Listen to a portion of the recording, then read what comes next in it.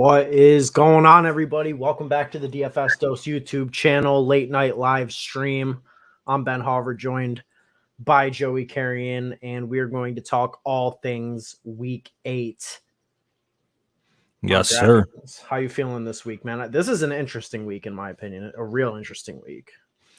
Yeah, I think I like this week a little bit better than last week, especially from a GPP perspective, but from a cash game perspective, we're playing a lot of the same guys as we did in week 7. I think the good plays, the good cash game plays are pretty obvious, and we'll talk about that here. We'll break down each position and, give the people the content and information that they need to win. What kind of candle you got? What's your stream scent? Blackberry Merlot. Oh, that sounds like it. That sounds fire. Honestly, you can't really see it because of the flame, but yeah, Blackberry Merlot. It's kind of like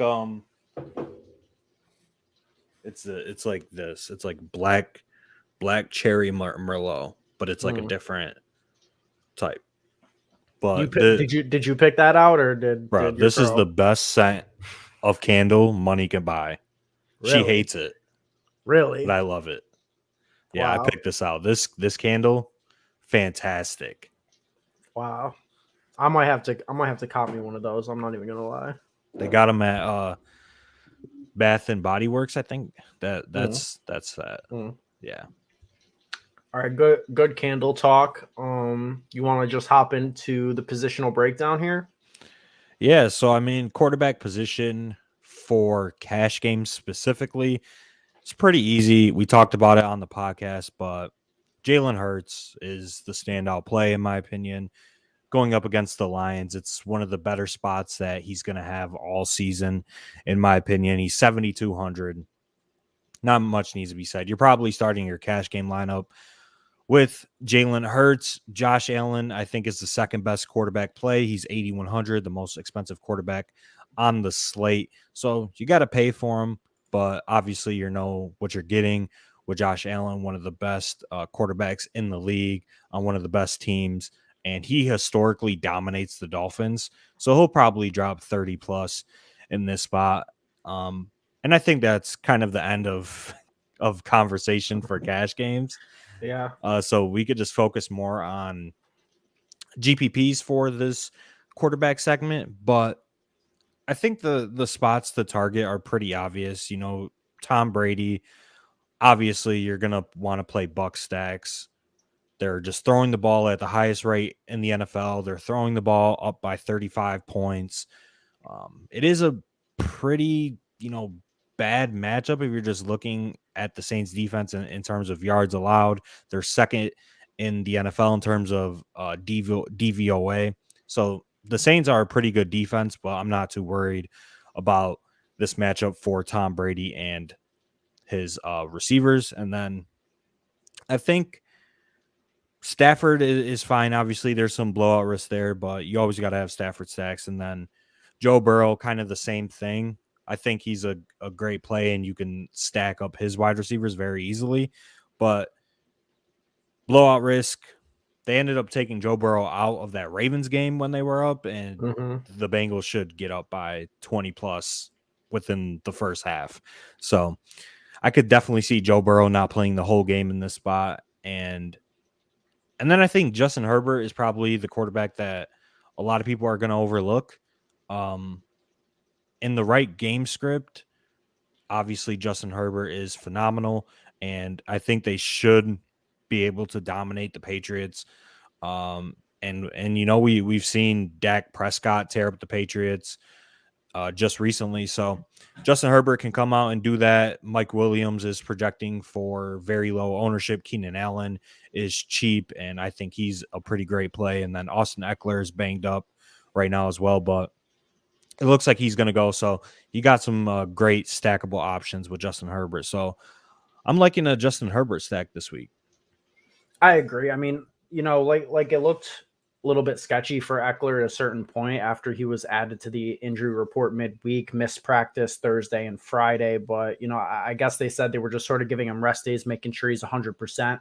If he's in there, I guess we would just expect him to get his usual workload. But, even if he's just slightly dinged up and they don't want to push it, like it could be a spot where, the targets get a little bit condensed with Keenan Allen, who has a good price this week, and then Mike Williams, who's projecting for sub 5% ownership. And like the last time we had Mike Williams projecting for sub 5% ownership, he was like the key to the slate. So, I mean, Justin Herbert doubles look really good this week. And you were talking a little bit before we went live about, just how bad the Chargers run defense is. And, I mentioned it on the podcast. I think Damian Harris, against this run funnel defense is in a pretty good spot as well as a bring back for your Chargers doubles.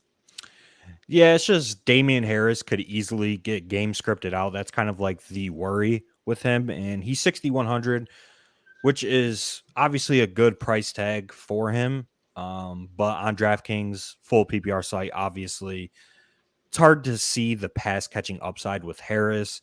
And you would just need the Patriots to get out to a lead or at least keep it close for Damian Harris to hit. But the Chargers are by far the worst run defense in terms of DVOA. Yeah, like I was telling you earlier, they're at a positive 8.3%, which is horrible. And the next closest team is at a negative 1.5% in terms of DVOA. And, they're giving up the most rushing yards per game, giving up over a touchdown per game to opposing running backs. So it's a great spot for the Patriots run game. It's a great spot for Damian Harris. Just kind of have to hope that the game stays close and competitive, which the spread right now is currently 4.5. 4.5 with a total of 49.5, which is the second highest on the slate or tied for the second highest. So this could be a nice contrarian game to target. Just the options on the Patriots are kind of limited, and this could be a spot where you don't have to bring it back, which is kind of something that I think you can definitely do with multiple stacks this week is not bringing it back because there's multiple teams on the slate that can get there without being pushed by their opponents. Right.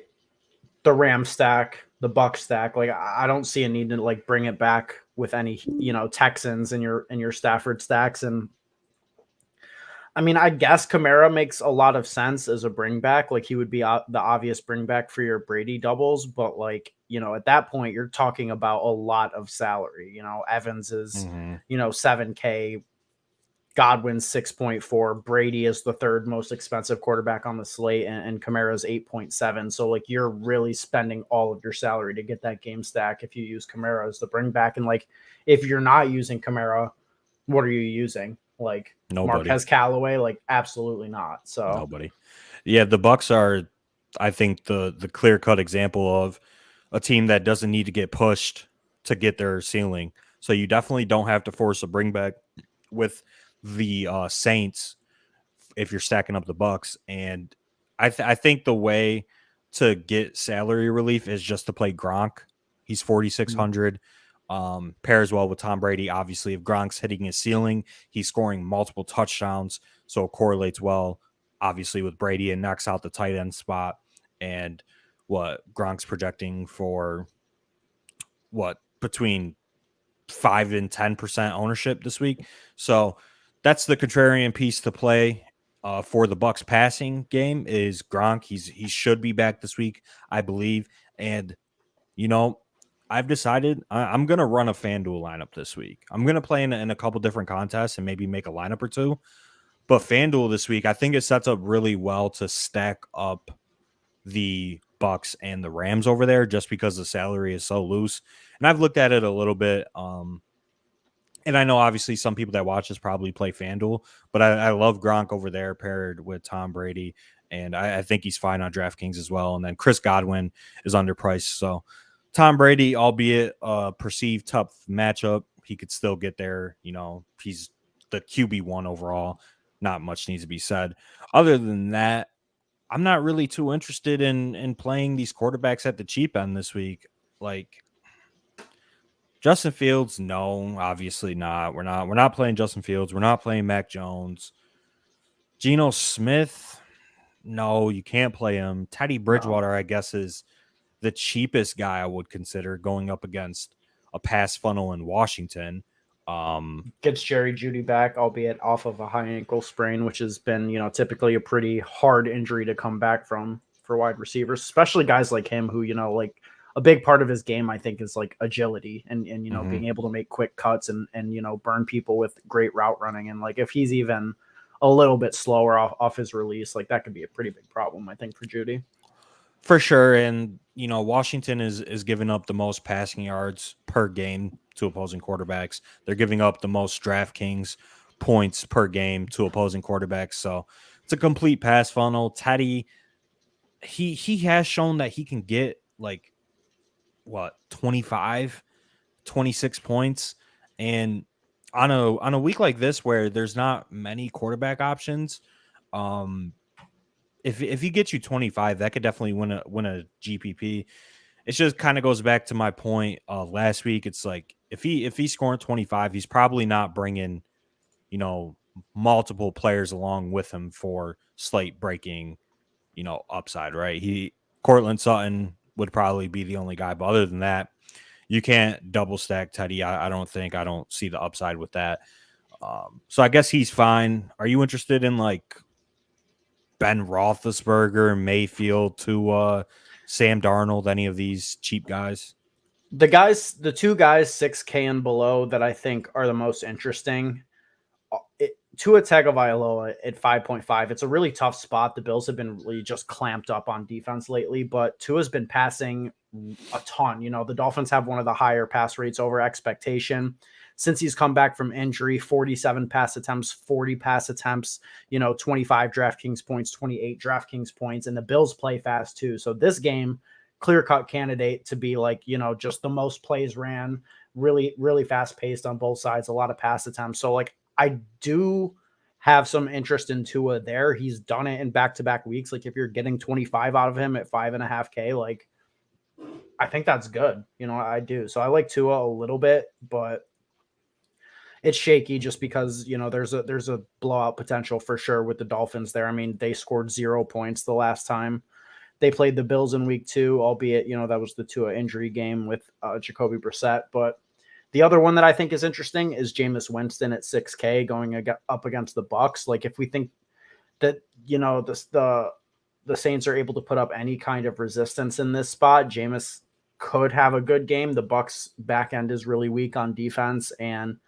this is a revenge game that matters. Jameis is talking about it. He's like, I've been looking forward to this. I feel like he feels like he was done dirty by the Bucks, and I mean, I don't know. We've obviously seen ceiling games out of Jameis Winston many times in the past. So at 6K, getting completely underlooked by the field. Winston to me is interesting. It's just we mentioned it on the podcast this week. It's impossible to stack him, unless I guess you take a shot on Alvin Kamara and hope that his target share holds, which I guess is an option. Yeah, I mean, Kamara is obviously Winston's best stack partner this week. Kind of pricey mini stack though. Winston is 6K, Kamara is 8,700, but Traquan Smith is 3,900. Callaway is 5,400. So I think I'd be more inclined to just play Traquan Smith and just punt and hope that the lashing that he took from Jameis Winston on the sideline in that Seahawks game, got through to him, and they can come back this week, get on the same page. And, the last time we saw Jameis and Traquan Smith besides the Seahawks game, it was that Bucks Saints playoff game, and Traquan Smith scored 2 touchdowns from Jameis Winston, even though Drew Brees was there. Or he at least scored 1. I don't know if both were from Jameis, but I know that one deep one Traquan Smith had was from Jameis. So, we've seen it. You said it's a revenge game. I don't know if I could play Jameis this week, but if the Saints get down, I think they could just go wheels up and let Jameis throw the ball 50 times. And we know if Jameis is getting 40 plus pass attempts, he's probably throwing 400 yards, a couple TDs, and a couple interceptions, and just inflating the total of games, which we haven't seen this year. But this is probably the first game that the Saints are going to play all season where they're going to have to push the ball most likely. So definitely like Winston in large field tournaments. Want to go there in single entry, want to go there in 3 max, but I guess it's fine. Yeah, I mean, it's a sketchy play, no doubt, but I mean, gotta have a little fun with it, right? Yeah. But other than that, there's really not much. Like I know the Titans in Colts game is setting up well from a GPP perspective, just in terms of salary and ownership. A lot of these guys are projecting for lower ownership in that game, but I don't know. I don't have much interest in Carson Wentz. I don't have much interest in Ryan Tannehill. No, I think the way these teams want to play is they want to be run first teams, and they would have to get pushed by one of the other teams for one of these guys to get there, and I just don't see the upside. And I'm not really too high on this game, although, like I said, it is probably a great game to attack in GPPs just for the ownership and the total. Like, it's the highest total on the slate, but I don't know, man. it's risen quite a bit too, which is interesting. It opened at 47.5, up 3.5 to 51. It's the only game at this point with a total above 50, and like, it isn't too often, I think, where you get the clear cut, highest total game with an ownership discount, which is what we're getting here, because I don't think any of these guys are going to be, very like coveted options. Like, yeah, like, Henry will be played, but he's not going to be stone chalk this week. Mhm. JT will probably be like, 10 to 15, but he's not going to be stone chalk. Pittman, AJ Brown, you're not getting crazy ownership numbers on any of these guys. So it does set up interestingly for tournaments, no doubt about it. Yep. So who would your favorite tournament quarterback be if you had to pick one this week? I mean, you talked about it on the podcast. I think that this is not a week where you get too crazy. I think you consolidate around the best plays. I like Josh Allen the most this week. He's the most expensive, but I think Josh Allen doubles are super interesting. Like, Dawson Knox is going to be out this game, which isn't like a huge deal, but he has had like a 13% target share, and he's been targeted a lot in the red zone, and the Bills throw a lot in the red zone. So like, if Stephon Diggs or Sanders or Beasley are getting just a couple more looks than they usually would in scoring position, that just boosts the ceiling of that stack a little bit more. So I really like Josh Allen doubles, and Gaskin is an interesting running back for the bring back, in my opinion. 20 targets over the last 3 weeks, third most, or over the last 2 weeks, I'm sorry. And third most running back targets in the league. So I like Josh Allen doubles with a Gaskin bring back this week. I think that's where I'm at. Yeah, I definitely like Bills doubles for sure. Diggs is a great play. Sanders is 5,400. Cole Beasley is 49 or something like that. So you're getting a little price discount, and we've seen like the cheap Josh Allen double already win somebody a milli this year. And that would be one stack that I wouldn't play a bring back, just because the Bills defense has been the best defense in the NFL. I don't really trust Tua. And the prices have risen on Waddle. He's like mid 5Ks now, and then Gesicki is, where is he? 5K. So he's the third highest priced tight end on the slate. 5K is still pretty cheap for a wide receiver playing tight end, essentially. But I don't think you have to bring it back with the Bills, but definitely like that call. I think Josh Allen is probably the best GBP quarterback this week too. Devontae Parker also should be back for the first time in quite a while. He's only 4,900, so that's interesting. I guess we can move on to running back here. Cash games, like I have a pretty like tight pool of guys that I'm interested in. Like, I think it's Darrell Henderson again. I think that DeAndre Swift stands out quite a bit. I got, where it gets interesting, like we talked about it, like the mid 6K is super interesting. James Robinson, Joe Mixon both set up really well, but I think we have to find some value somewhere at running back. So is there anywhere that you're looking to find value that you feel comfortable with in cash games right now? Yeah, I think it really just depends if you want to play Cooper Kupp in cash, which he's projecting as like the best wide receiver play from a value standpoint. Once again, 9K, obviously blowout risk there, but if the Rams score 30, 35 points or 31 points. Cooper Kupp is probably scoring a touchdown. He's probably getting 8 catches minimum. So playing him kind of directly affects whether you need to save at the running back position or not. Yes. And I don't know. I want to play Kupp, but if we're just talking about cheap running backs, Hubbard is $6K. I think Hubbard is definitely cash game viable. He should have some ownership, but not more than Henderson or Swift or Mixon, these guys at the top. And it's a good spot going up against Atlanta. They're one of the worst run defenses in terms of running back points allowed, although they haven't given up many yards. They've given up touchdowns to running backs, and they've also given up over 6 catches per game to opposing running backs as well. So they're a bottom 7 defense in terms of DraftKings points allowed to opposing running backs. I think this is a spot where the Panthers offense gets right. And we didn't talk about Sam Darnold, but I definitely like Sam Darnold doubles this week with Robbie and DJ Moore. We'll talk about them at wide receiver. But Hubbard at 6K, I think his role is pretty solid. 16 touches last week, 17 the week before, 29 the week before, 15 in week 4. So you're going to get 15 to 20 touches out of him in a great spot. So I think you're probably going to go there at your RB2 spot if you're paying down. And then I guess it's really just if you're comfortable playing Gainwell at 5K. I don't know if you are, but I'm not really into that vibe. And he's not projecting for much ownership at this point, I want to say. That's something we were definitely wrong about. When we talked about it on the preview podcast, like I thought that Gainwell was going to be stone chalk. Like usually these running backs, when the guy in front of them goes out, regardless of how good of a play they are, like people just love playing backup running backs when the guy in front goes down. So I thought Kenny Gainwell, especially coming off of a week where he had 8 targets, was going to be like the absolute stones in DraftKings cash.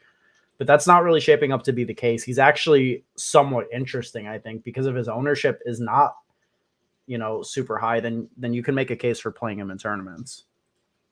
Yep, I definitely agree. And Boston Scott should factor in some. He's 4,400, as you could see right here. And I think they're going to elevate Jordan Howard as well off of the practice squad. So that's definitely something to monitor. And we know that the run game is just going to funnel through Jalen Hurts. So I'm not really too comfortable playing Gainwell.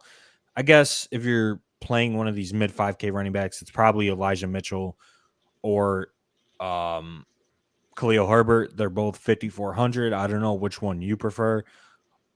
I think from a projection standpoint, Mitchell is going to project better than Herbert just because of the threat of Damian Williams in Chicago.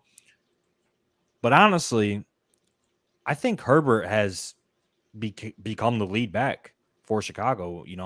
We saw this catch upside, 5 catches, 33 yards last week, and that blowout, 18 attempts, went over 100 yards against the Bucs, and he's looked good. Like he looks like a solid NFL running back, and I think I would prefer Herbert over Mitchell, but I know that's going against projections.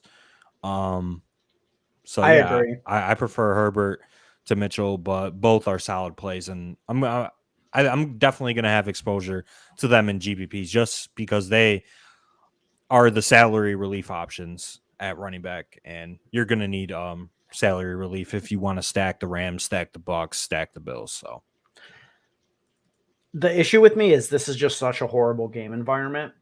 And like I could easily see them busting. Damian Williams got no practice in last week. Like it was really like looking like he wasn't going to play for the majority of the week. He did get, cleared from the COVID list late in the week and was active, but he didn't really see the field. Like, do we think that, Herbert's taken this pass catching role?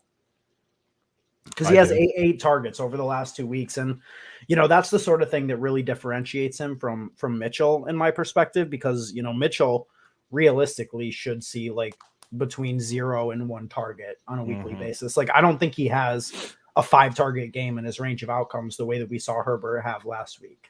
So to me, like on DraftKings specifically, that makes Herbert a much more appealing play. But this game has a 39.5 total. Like this game is not a good spot to attack. So, that's the kind of uncomfortable play that you have to make if Cooper Kupp is a priority for you. There is a cash game build without Cooper Kupp. Like it's a full mid-range build that is actually really interesting. So I mean, what's your lean? Like how big of a priority is it for you to get Cooper Kupp into your lineups? Like we've been saying no Kupp, no cash. And fading Cooper Kupp has not been a profitable thing to do in 2021. But I think that from like a median perspective, the lineup does look a little bit better without Kupp, and that feels horrifying to even like say. Yeah, I think the lineup without Kupp is a little bit better than the line with Kupp. But like you said, it's hard to fade Kupp in 2021. Like this dude is just on a historic pace right now. And the build without Kupp would feature 3 running backs, I think. Yes. Or you could go 4 wide receivers depending on who you like. But the build that I would have without Cooper Kupp would be Henderson, Hubbard, and one of Swift or Mixon. And I think that is the cash game core, is those 4 running backs, and those are the guys that you're going to be choosing out of, either 2 or 3 of them. JT, I think, is a fine play. He's a fine GPP play. Najee Harris, same as well. And then I don't think many people are going to play Derrick Henry this week, and I think he's a fine tournament play. Obviously, 3 touchdown upside with Derrick Henry any given game.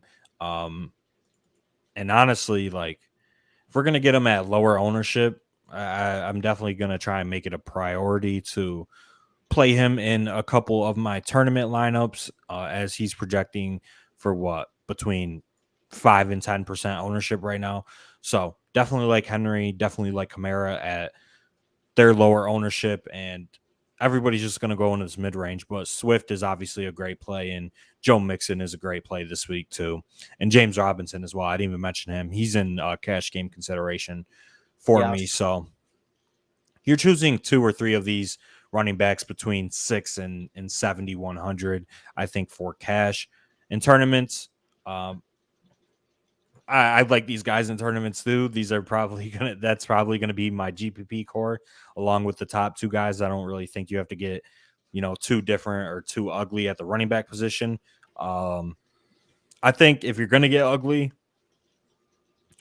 the Seattle guys are interesting just because Jacksonville is horrible against running backs. Like they are abysmal. One of the worst DVOAs for rushing defense. And then Michael Carter at 4,900, I think, is kind of like the vomit pay down option at running back. We saw him kind of take that job away from Ty Johnson last week. Out-touched him 19-11, had a bunch of targets, bunch of catches. And if you get 15 out of Carter, like that's fine at 4,900. And he's a great pay down option. Obviously, the Jets are going to be losing in this game, so we could see a bunch of dump offs for Carter from Mike White. Like, is Mike White really going to be pushing the ball down the field? Probably not. So absolutely not. Michael Carter is my long shot GPP running back play of the week.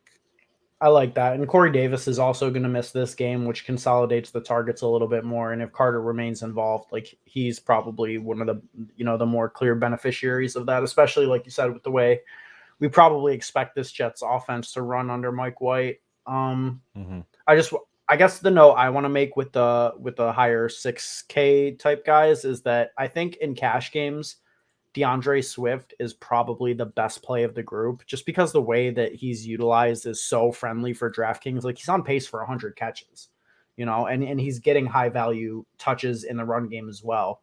Philly's given up the 3rd most rushing yards to running backs this year. They have not been good. Detroit's at home in this spot. Like I think that Swift sets up really well for cash games, but I think in tournaments, Mixon right now is projecting for about half of Swift's ownership. Like you might get Joe Mixon at 10%, and Chris Evans is going to miss this game. He hasn't been super involved, but maybe him being out just gives a little bit more of a reception ceiling for Joe Mixon, even if it's only 3 or 4 catches. Like, that would be amazing for Joe Mixon in this spot. And he could easily just, I mean, didn't the Jets give up like 4 rushing touchdowns last week to the Patriots? Like, this is definitely a spot where Cincinnati should just live, in the red zone against the Jets. And Joe Mixon should absolutely feast in this spot. Jets are also in the top 5 in terms of most rushing yards allowed to the position. So, I mean, this feels like a spot where Mixon has one of his better games of the season. Yeah, the Jets are giving up over 8 catches per game to opposing running backs.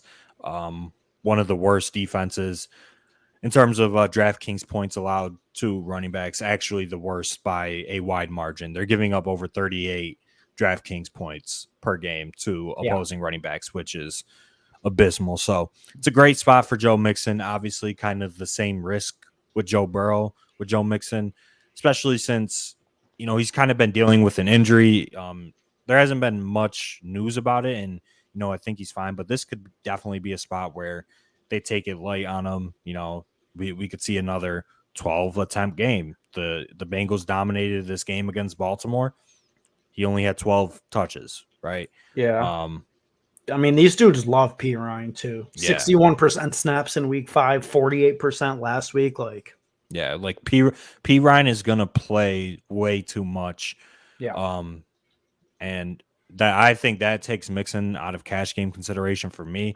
I definitely prefer DeAndre Swift to Mixon in cash, but in tournaments, obviously, you could play Joe Mixon against the Jets. Like, it's going to be the nut game script for a running back. You kind of just have to hope he gets 102, though. I don't see the catch-up side. They're just not going to get pushed at all. So don't see the catch-up side with Mixon this week, but maybe you play a P. Ryan as a long shot dart throw. He's 4,900. He could see opportunity. Same price as Carter. 15 touches week 5, 12 week 7. I don't know. That's kind of disgusting. I probably wouldn't play that, but you could go there. I got a really nasty GPP. I mean, it looks nasty just because of like the projection, but it shouldn't. Nick Chubb. Like, nobody is talking about Nick Chubb right now. He's completely being glossed over. He's going to be like 5% or less this week at what is this price? 68, right? 6,800 at home against the Steelers. They're favored. Baker's going to be in this spot. He's practicing fully on Friday, practiced all week, no Kareem Hunt. Like, God damn, this spot sets up. It's a bad matchup. That's the issue. It's a bad matchup. But like, Nick Chubb is, in the top 5, top 3 most talented backs in the league. Like, do we think that it's beyond, the range of outcomes that he smashes in this spot against the Steelers? Like, he could easily do it. I'm not really worried about matchup with a player of his caliber, and no Kareem Hunt. I'm surprised that he's going so underlooked. Yeah, I mean, he's cheap, and obviously, like, he has 35 point upside. I just think Dearness Johnson will definitely factor in after his showing out against the Broncos. But the Steelers have given up over 95 yards per game to opposing running backs, so they're giving up yards to running back. They're just not allowing rushing touchdowns right now, which is kind of holding down, or that's kind of like boosting the stats a little, just in terms of DVOA and whatnot. But Nick Chubb is fine. It's just hard to play him over like James Robinson or DeAndre Swift, guys that are going to see opportunity in the passing game. James Robinson, bunch of targets, 6 target upside, 4 targets in week 6. I don't think Nick Chubb has like 3 targets in his range of outcomes, even without Kareem Hunt. So that's only kind of tough. I don't really care for Nick Chubb. Like, I'll let a guy who has to run for 150 and 2 beat me, and even then, that still might not be good enough. Yeah. No, that's a good point. I don't know, anybody else that you want to hit on in this spot? No, I think we pretty much covered just about everything. I mean, the running back plays are very obvious this week. There's not too many. Obviously, you could just play the cash game core in GPPs, Swift, Hendo, James Robinson, who else? Hubbard, Derrick Henry. They're all great GPP plays.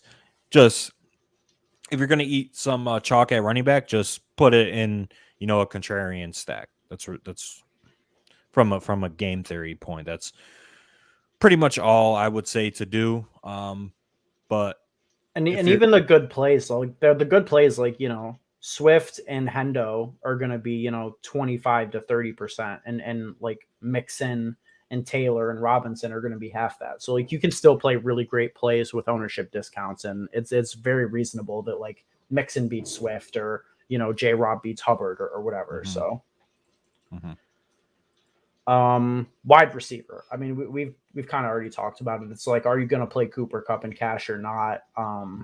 God, it's such a tough choice. It really is, because the argument, I guess, if you're playing Cooper Kupp, the main thing that affects, in my opinion, is that you can only play one of Ridley or Godwin. You can't play both if you're playing Cooper Kupp, and they're both projecting really well. So, what did they have to do, and what does Kupp have to do for it to be justifiable to fade Kupp? Like, if Kupp drops 30, like you really can't survive like another Ridley disappointment spot, right? Mm-hmm. Like I don't know. I feel really confident about Godwin in this spot. Like, Lattimore is going to be on Evans, no Antonio Brown. I think it's another game where targets just funnel to Chris Godwin and he eats. Like, to me, Godwin is like the clear-cut lean between him and Ridley. If you're going to be, playing Kupp and only playing one, it would be Kupp and Godwin for me. But like, I just don't want to fade 30 plus out of Kupp. And it seems so likely in this spot. Like, they're going up against the worst defense, and they're going to pass the ball regardless. So, I don't know. I do not know, sir.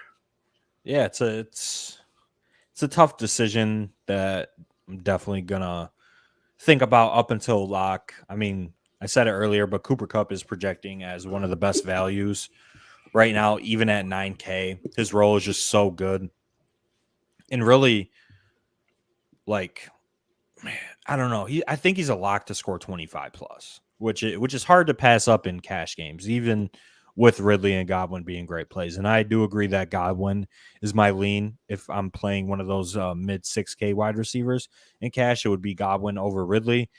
I definitely like Ridley, and the build without Kupp is very good. And I do think from a projection standpoint, it is better than the build with Kupp. And obviously, Ridley does have that upside that Kupp has. Honestly, like Ridley has Kupp upside. He does, but we haven't seen it this year. Kyle Pitts, I think, is trending, towards being the alpha in that offense. I don't think we kind of assumed that pre-draft or thought that would happen, this early. But Kyle Pitts has been playing really well.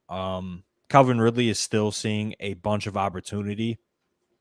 6,600, same price tag as last week. And I mean, look at this target share. It's just not working out for him. Like he's one of these wide receivers where he's not producing, but his usage is one of the best in the NFL. Like look at this box score: 10, 13, 11, 10. Like, you're basically guaranteed 10 plus targets for Kelvin Ridley. I think the knock would be the total is kind of low, 47. The Falcons have a team total of 25, which is decent. I mean, they're at home. It's in a dome.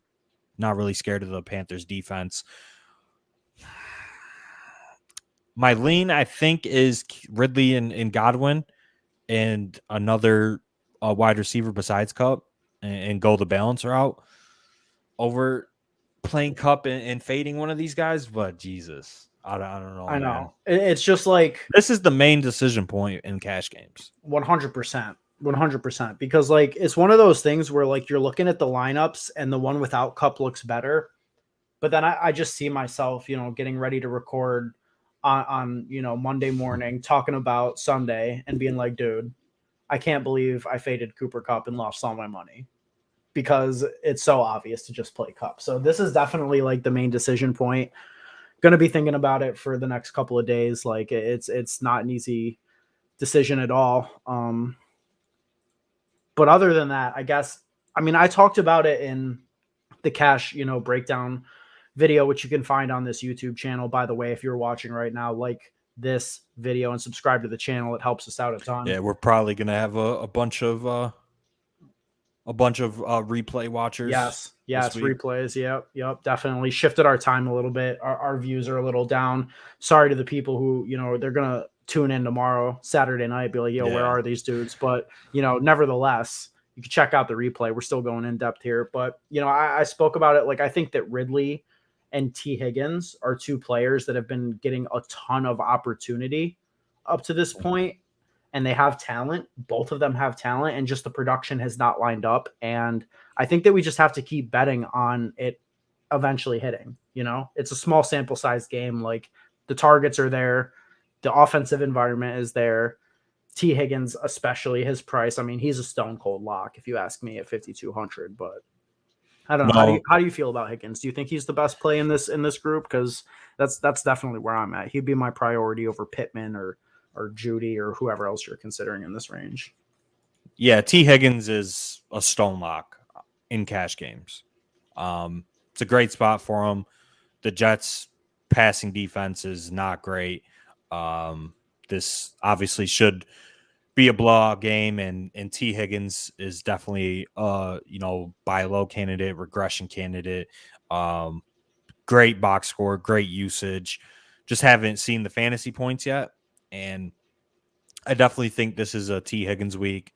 I think he will definitely find the end zone. 5,200. If you're going to get 8 to 10 targets out of T. Higgins, which I think is likely in this spot, I'll take that all day, every day at 5,200. And he's definitely the preferred spend down option at wide receiver. I think Michael Pittman is also in play at 5,300. And if you're playing Cup, I think you do have to play Higgins and Pittman, and you're probably going the 4 wide receiver build with Pittman, Higgins, Godwin, and Cup, which is interesting. And I think the 3 wide receiver build without Cup is Godwin, Ridley, and T. Higgins, and you go 3 running backs. So that's kind of what I'm wrestling with at this moment. We'll see what happens come Sunday, but as it stands right now, I think I prefer the Ridley, Godwin, Higgins side over the Pittman and Higgins and Cup. But I don't know, man. It's tough. Pittman is a solid play. Bills Mafia asks, how much will the Rams throw if they're way up on Houston? I mean, I'm not too sure, but I think that if they're way up on Houston, Cooper Kupp, like, especially, is getting there. So, I mean, I guess it would be definitely a concern for some of the other guys. Like, people are interested in Van Jefferson this week. Robert Woods is always going to carry a little bit of ownership. So, I think that they could definitely scale it back if they're just absolutely blowing the Texans out. But I mean, there's been blowouts already this year. Like, they stomped the Giants in week 6, 38-11. Cooper Kupp still had 12 targets, 9 catches for 130 and 2.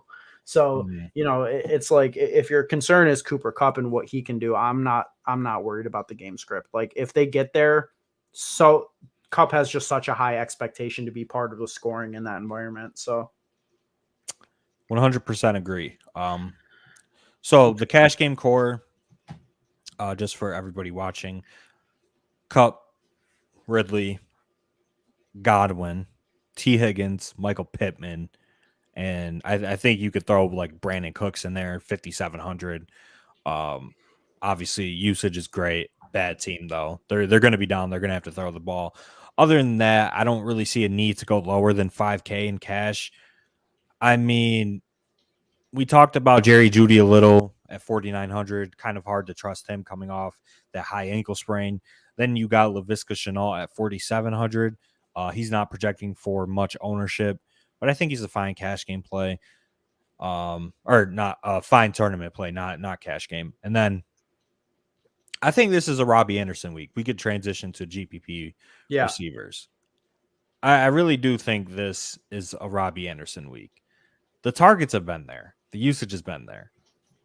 I don't know what the hell is going on with this island boy, but It's not. It hasn't been happening for him. Obviously, you have him on your redraft team in All Star. Hasn't been Playing him happening every for him. single week. It's gonna happen this week. I hope so. He's on the buy low model. He's getting targets. The Falcons' defense is the third worst in terms of DVOA. It's a great spot for him. It's a great spot for the Panthers' offense to get back on track. I think this game could be a sneaky shootout game for sure. And I definitely like Robbie and DJ Moore. DJ Moore is projecting for a decent bit of ownership, though. Robbie Anderson, it's kind of varying on multiple sites. One site has him projected for a little bit more. Another site has him projected for like 3% owned. So gonna I be think realistically, like if the 5%. difference is like, yeah, like is he going to be 5% or is he going to be 10%? I would definitely lean 5%. Like, it isn't the first week that we've been looking at the usage and being like, Robbie's a sneaky good play, and like he's just burned so many people. I think it's been enough burn weeks in a row that like nobody wants to play Robbie in this spot. So Yeah. I mean, if you feel confident that you're going to get him at like 5% owned, I think he's a really good play this week, and he's great leverage off DJ Moore, who, I mean, he should be like top 5 in terms of ownership at the wide receiver position. Yeah, I definitely like DJ Moore this week for sure. Definitely going to have a lot of exposure to him in tournaments, and obviously I prefer him to Robbie. If I just had to pick one, but Robbie Anderson is like $3,000 cheaper than DJ Moore, so you're getting a significant salary savings off of Moore going to Robbie. But like I said, you could definitely double stack Darnold this week if you want to stack up a cheap quarterback. Other than that, not too interested in any of these guys in the lower range. I mean, God, Brandon Ayuk 4,200. I never thought I would see the day, but definitely not Yeah. playing him. I'm not playing him in the redraft either. Like if you have Oh, him, just set Odell's him. under 5 too. I'm not playing Odell. I'm not playing Allen Robinson. Not playing Mooney. I'm not playing any of these guys. Tyler Boyd 4,800. I guess that's fine. You can go there. I won it, but the best plays are in this mid range, Yeah. 661 and up. You got Lockett, Woods, Godwin, Sutton, Keenan Allen, Deontay Johnson, AJ Brown. Like all these guys are great plays. This is going to probably be where you go in tournaments, especially if you're stacking the top end quarterbacks. Their wide receivers are in this range, right? So, who is your favorite GPP wide receiver between 61 and let's say 7,200? So in this range on the screen, if you had to pick one guy who will win somebody $1 million this week, could be a one-off, could be a part of a stack. What wide receiver would you say is going to win somebody $1 million? I like I kind of like Deontay. Like, I'm not gonna lie. I think the Browns secondary is pretty beatable. Deontay Johnson, like, it's Denzel not. Ward is out. Denzel Ward is out. Yep. And Deontay Johnson is a good bet to lead, any given week in targets. So, I mean, if you're talking Deontay Johnson at a fraction of the ownership of a lot of the guys in that same range, Ridley, Godwin, going to be stone chalk. And Deontay is like a great one off. I think he is game script independent. Like, they're still going to be passing no matter what. They're out some guys in that Steelers offense. Yeah, Deontay makes a lot of sense to me on DraftKings specifically, where you could just rack up catches. Yeah, I think his upside is a little bit lower than some of these other guys, just because of the Steelers' offense. They haven't been crazy efficient. He only has one game over 100 yards. Like his A dot is, I think, really low. I could check real quick, but I definitely like Deontay, and you're just going to get a bunch of targets out of him. And his A dot is 10 yards. He has a 27% target share, so he's a great play. 6,700. I don't think many people are going to play him. If I had to pick one guy, I think ownership considered, honestly, I would go with Mike Evans. I think he is obviously good leverage off of Godwin, who's going to be chalk. People, have this narrative that Marshawn Lattimore's his dad, whatever. I don't care about individual cornerback matchup, who's going to be on who.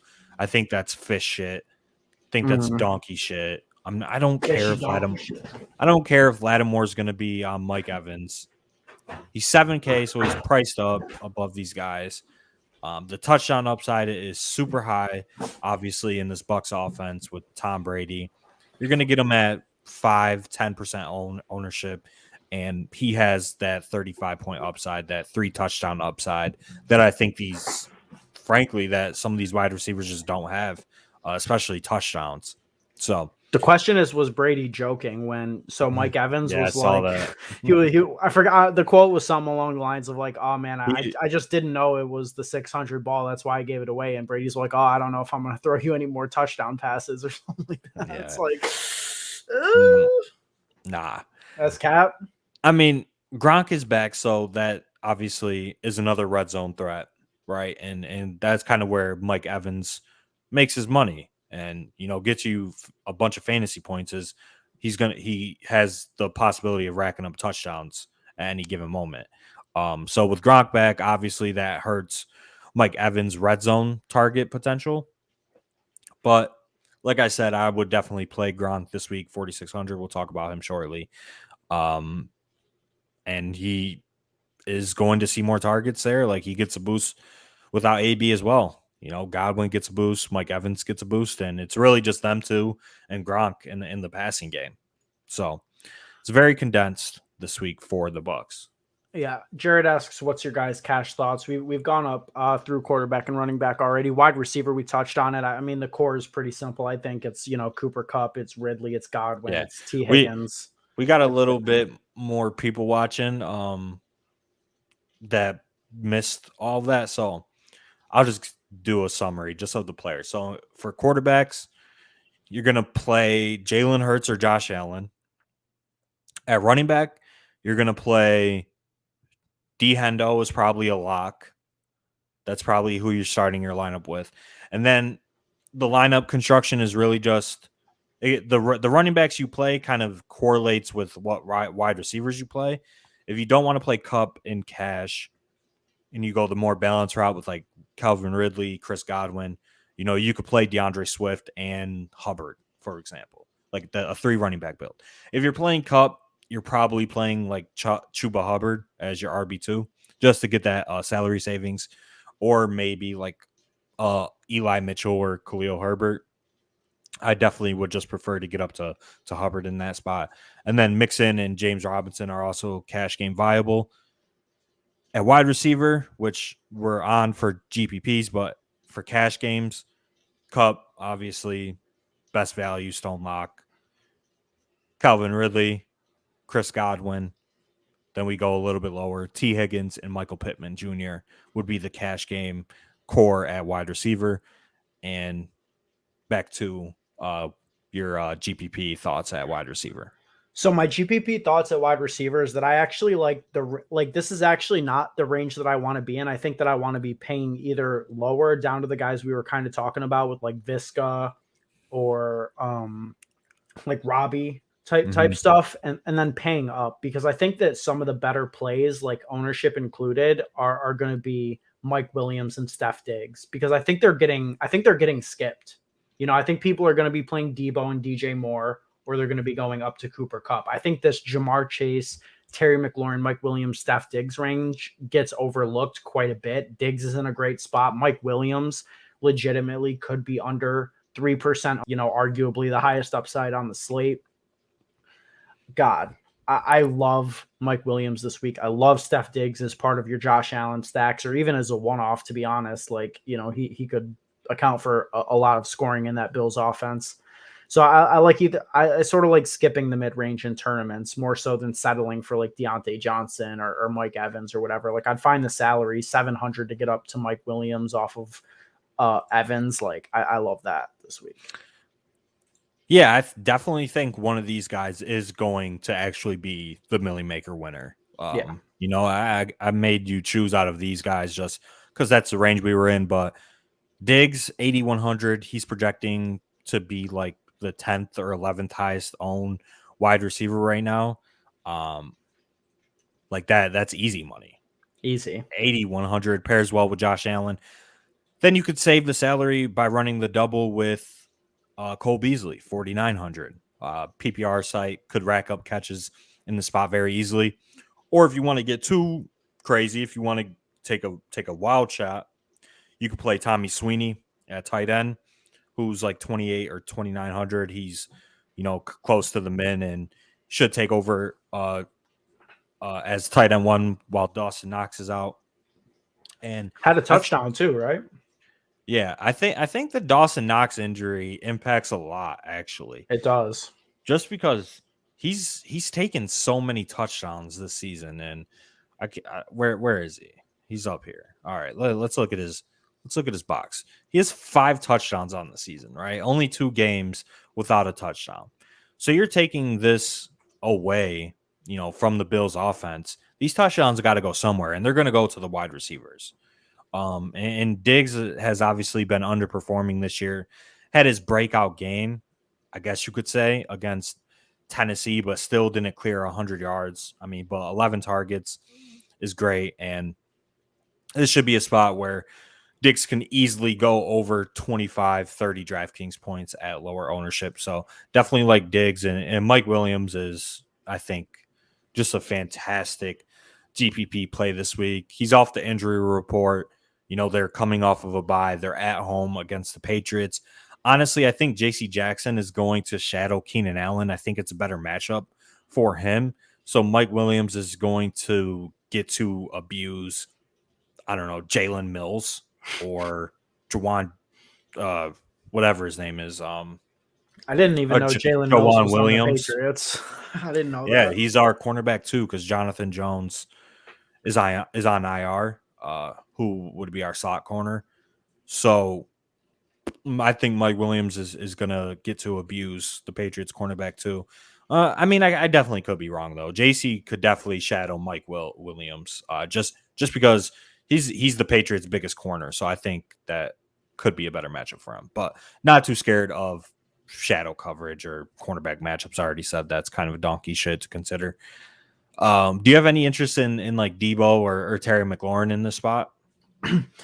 I mean, to me, it's like Debo especially is projecting really well this week. So, I mean, I think you have to consider him to a certain extent, but it's kind of the same thing, that I said with the running backs from this game. It's just like, it's such a poor game environment with 2 bad offenses, 2 bad quarterbacks. It's going to be slow paced. Like, I don't know. I mean, the way that Debo is being used though, and like the rate at which he's being targeted and like accounting for the receiving yards on the 49ers, it's like, yeah, it's a good price. Like, I don't hate it, but it would definitely be a one-off. Like, I'm not playing more than one player from that game in a single lineup. And I honestly like, I want very little exposure, if any, to this game in my lineups.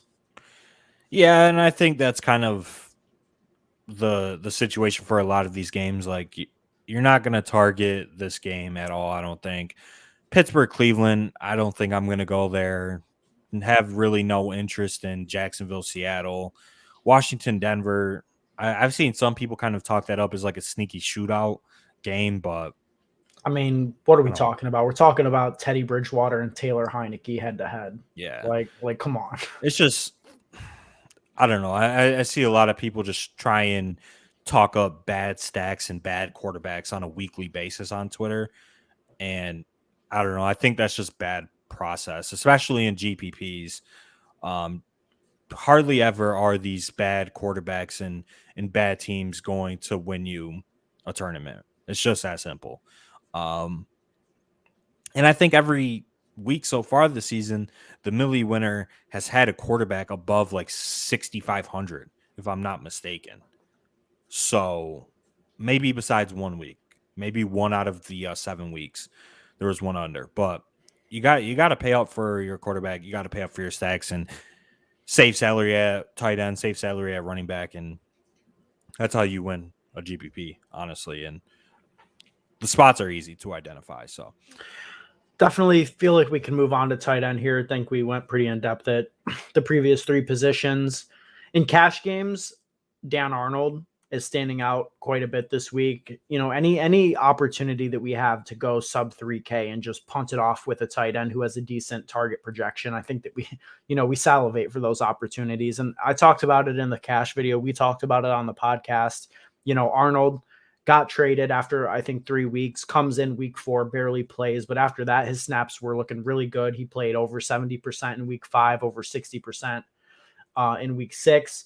Another week for him to get acclimated following the Jags bye, and you know he's had 13 targets over the last 2 weeks. Like if we can realistically project him for somewhere between 5 and 7 targets at 2,800, and we need salary relief to get the optimal plays in cash games, I don't see any like real reason to overthink things at all. I think you just play down Arnold. Yeah, Dan Arnold is the cash game tight end. It's that simple. Yeah. Like you summed it up perfectly. If you can get a tight end with a target projection of like 5 to 6 targets below 3K, you're just playing that, and he'll probably get 6-7 points. That's all you need. Like this is probably the weakest tight end pool of the season. Mm-hmm. Out of any slate, only 2 guys above or 3 guys above 5K. Like it's just slim pickings, and 10 plus points at the tight end position will get the job done. I think in cash and in GPPs. I mean, in cash you need 5. You need like 5 points. That's all you need. So Arnold, definitely the guy. If you're not comfortable playing Arnold, I think the guy is Freiermuth at 3,600. Yes. Mm-hmm. He is a great play this week. Eric Ebron is ruled out. He had 7 targets last week against Seattle, and he got an $800 price increase, which is truly unfortunate. Like he's been below 3,100 this entire season. Then finally the week where he's going to get unleashed in terms of snaps, they price him up for having a decent game at Seattle. A 12 fantasy point game, he gets an $800 increase. Draftkings can tell the future apparently now. I thought, like, I went to look earlier and I thought he was going to be like 3K. Yeah. Like, why would they price him up? But 3,600, he is the second cash game tight end if you're not comfortable playing Dan Arnold. Is he going to be? How owned is he going to be in tournaments? I'm looking right now, and it looks like he's going to be. I mean, maybe it gets steamed a little bit. I know Ebron was only recently ruled out, so like maybe it hasn't caught up yet. But if he's under 10% and Arnold's going to be pretty chalky, like I kind of like that as a GPP pivot because, the Steelers offense, like one of the big problems with playing them in DFS is that they had so many options before. But that's not really the case anymore. Juju's gone, right? Ebron's gone. Like this offense is consolidating slowly but surely. So like I think Freiermuth, he could definitely see another game where he gets like 7+ looks, and like at that price tag on a week with no Kelsey, no Andrews, no Waller, like you really don't need much. You really don't need much this week at tight end. Yeah, I know. I definitely love Freiermuth. I think the opportunity for him this week is probably the best out of every tight end in this range. If we're just talking about these guys above 4K, I think Hunter Henry and Tyler Higbee are the preferred GPP options for me, at least. Yeah. It's a good spot for Hunter Henry going up against his former team, so you get the revenge game. The Chargers are second worst in terms of DraftKings points allowed to opposing tight ends, and they're they're giving up 6 catches per game to tight ends, and Hunter Henry has had a solid role with the Patriots over the last couple of weeks, a touchdown in 4 straight games, and obviously the range of outcomes is wide, especially for his target share. Like, you could see a 2-target game, and this is a game where the Patriots threw the ball a ton, or you could see an 8-target game in a close game. So I think he's a fine play. He'll probably get you 10, 12 points. He's fine. Tyler Higbee, I think, is probably the best GPP tight end on the board this week. Yep. Besides Gronk. he's projecting for a little less than 10% ownership right now. The Texans are the worst defense against tight ends this season. It's just great matchup, great game environment for Higbee, leverage off of Cup, and Leverage pairs. off of Darrell Henderson, who's going to be the highest owned play on the slate, right? Yep. And Higbee, like I said it on the podcast, I'll say it again here. He has the most red zone targets of any tight end in the NFL right now, and he only has 2 touchdowns. Yep. So, I mean, God, like that has to regress a This is little a bit. Tyler Higbee blow up game, like 20 plus. Gonna need Tyler Higbee to win $1 million on Sunday. And Book so it. you fade Cup, right? You know, you play your Diggs or Mike Williams pivot. You play Higbee. Higbee steals the touchdowns, and like you're literally just like you're sailing to the money, dude. Like the wins are in the sails. You're going full blown across the seas, and you're just hitting a pot of gold. So like, and your pants are off too. oh, pants all the way off, lost in the sea. So I think Higbee is the best tight end play in tournaments from a leverage standpoint. And like you said, one of the highest targeted tight ends in the red zone this season. Touchdowns haven't been there. So he's due for some positive touchdown regression. 4,500, very cheap. Pairs well with Stafford as well if you want to run a Stafford stack. And in that stack, you can run Cup because I think Higbee and Cup can definitely get there in the same lineup. And Yeah. that's a high upside double stack. So I definitely like that. And I definitely like Higbee as a one off, especially if he steals like 2 touchdowns away from Henderson. Like that's the ultimate leverage right there. And Stafford is projecting, I think, pretty solid right now. He's 7,600, kind of pricey. But obviously you can't go wrong playing the Rams. Like, Yeah, against the high school level defense at that. yeah. So And I'll be honest, like if Higbee's ownership projection is at 10%, like I would bet the under on that. That seems a little high to me. I don't think as many people are going to go there as people might think. Like I think RSJ is going to be popular. Arnold's going to be stone chalk. Dallas Goedert is going to have some ownership. People are going to go right back there. He's only $200 more. And I mean, I think Goedert's a good play as well, for what it's worth. yeah, I definitely like Goddard. He's in play. I think Hawkinson is a pretty solid play. The Eagles are giving Yes. up the second most catches to opposing tight ends. He's finally off the injury report. 5,400, I think it pairs well as a bring back in your Hurts lineups.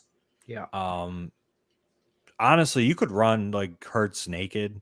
You could. Or Devontae No, Smith. actually, no, Devontae Smith we didn't talk about, but I love Devontae Smith at 5,400. Like I think that he gets, nobody's gonna play Devontae Smith. His box score has been terrible. You could stack up Hurts, Devontae Smith. Most people who even the people who do run that stack are most likely going to be bringing it back with DeAndre Swift.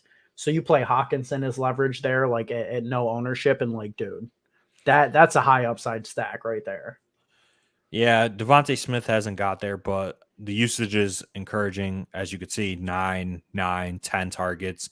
The Eagles are passing the ball quite a bit this season, so I definitely like that. And you definitely have to stack Jalen Hurts.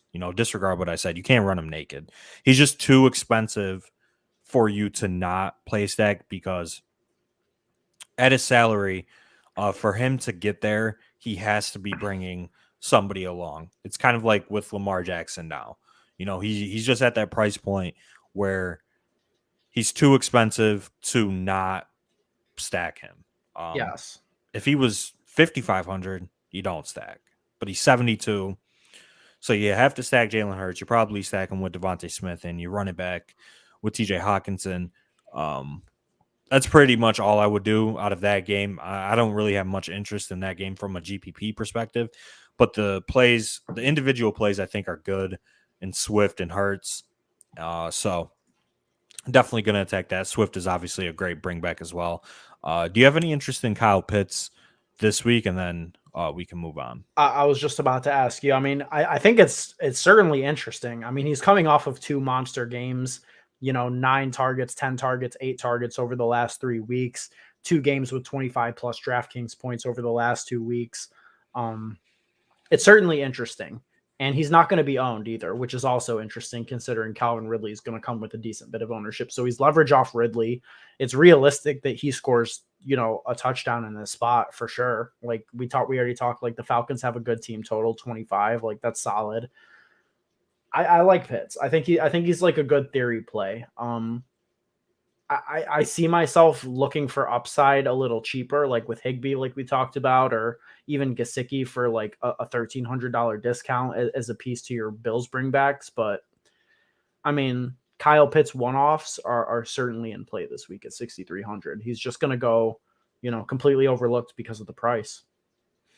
Yeah, you're definitely going to get an ownership discount on Kyle Pitts this week. I think it's going to be kind of hard to go there just because I think there's a lot of great options that are like 1,500 cheaper.